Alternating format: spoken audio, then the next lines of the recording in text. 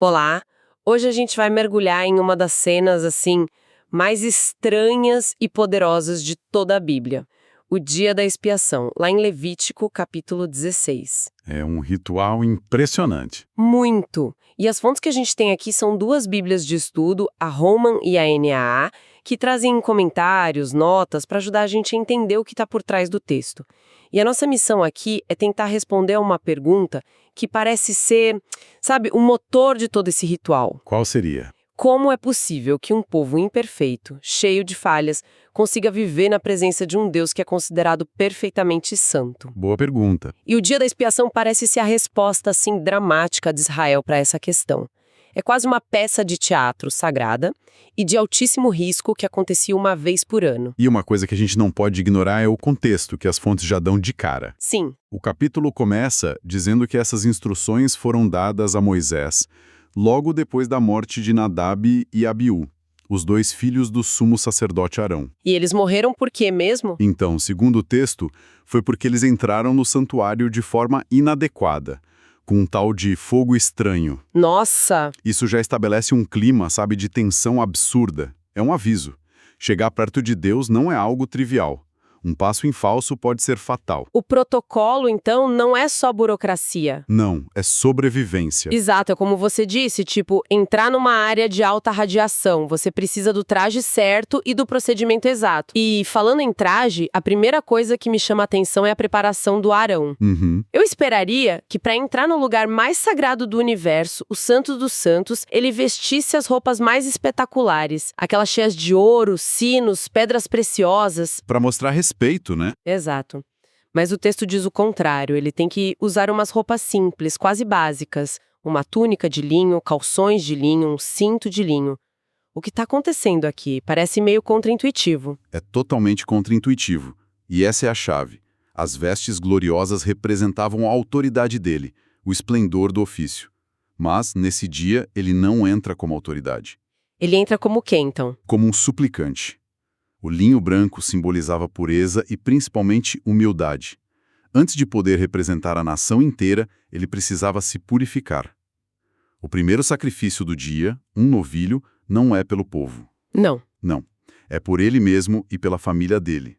Ele entra assim despido da sua glória para confessar a própria fragilidade. Ele precisa se limpar antes de poder limpar qualquer outra coisa. Ok. Então o sacerdote primeiro precisa se acertar, admitir a própria falha antes de sequer pensar em representar o povo. Isso faz sentido. E imagino que a solução para a nação inteira seja ainda mais complexa. Bem mais. É aí que entram aqueles 2 bodes, certo?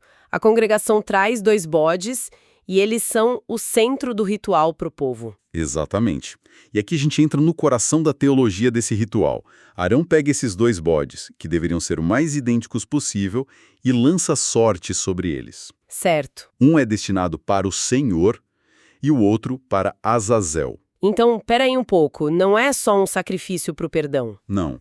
É um sistema de 2 partes. Isso é fascinante. É como se o pecado gerasse 2 problemas diferentes.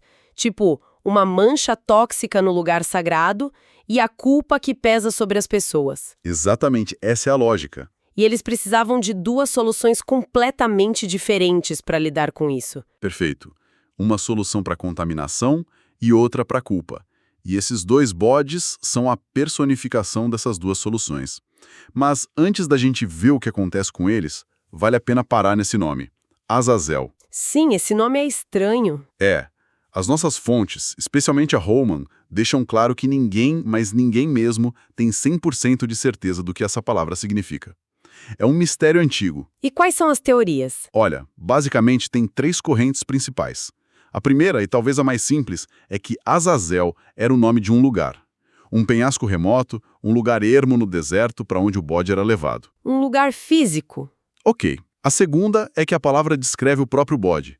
Algo como o bode que vai embora ou o bode da remoção. Faz sentido também. E a terceira? A terceira é uma interpretação posterior, e ela é bem mais sinistra. E... Azazel seria o nome de um demônio que, acreditava-se, habitava o deserto. Peraí. Essa interpretação de Azazel como um demônio é intrigante.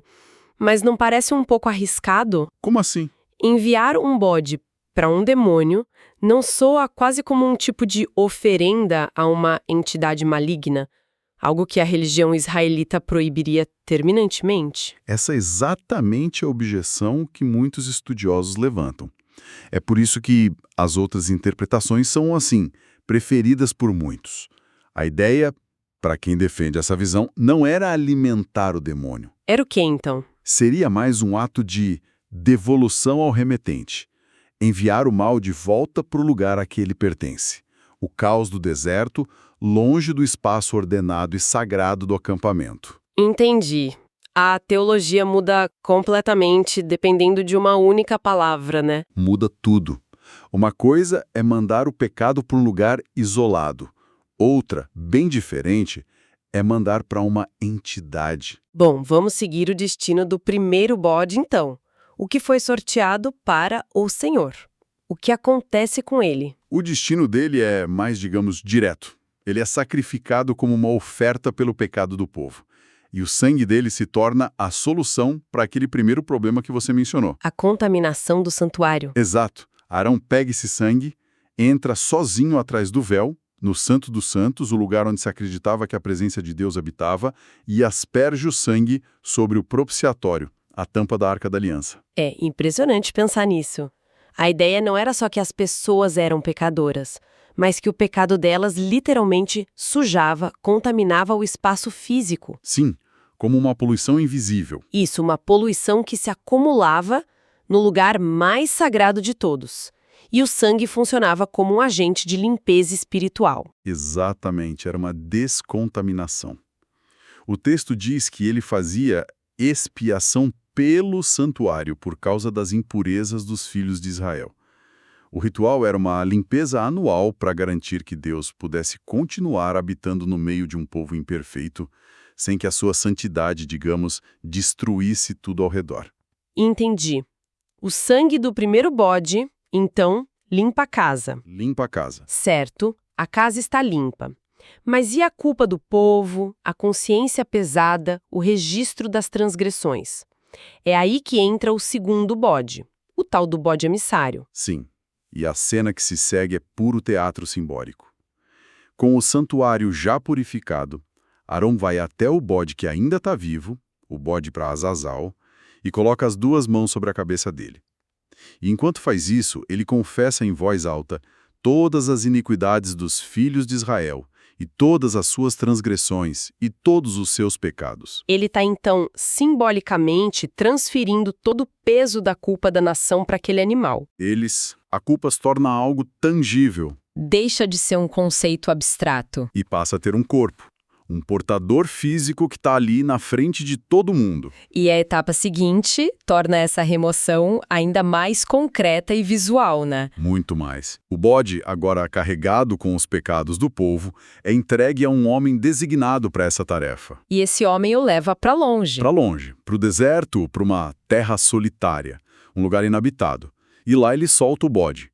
O animal simplesmente desaparece no horizonte. E com ele, simbolicamente, os pecados da nação. Exato. Eles são removidos, levados para um lugar de onde não podem mais voltar para assombrar a comunidade. Eu fico imaginando a caminhada desse homem, sozinho, levando o pecado de um ano inteiro da nação nas costas de um animal, indo para o meio do nada. Com certeza. Deve ter sido uma jornada psicologicamente pesada. Muito. E tem um detalhe nas fontes que reforça o quão tóxico esse pecado era considerado.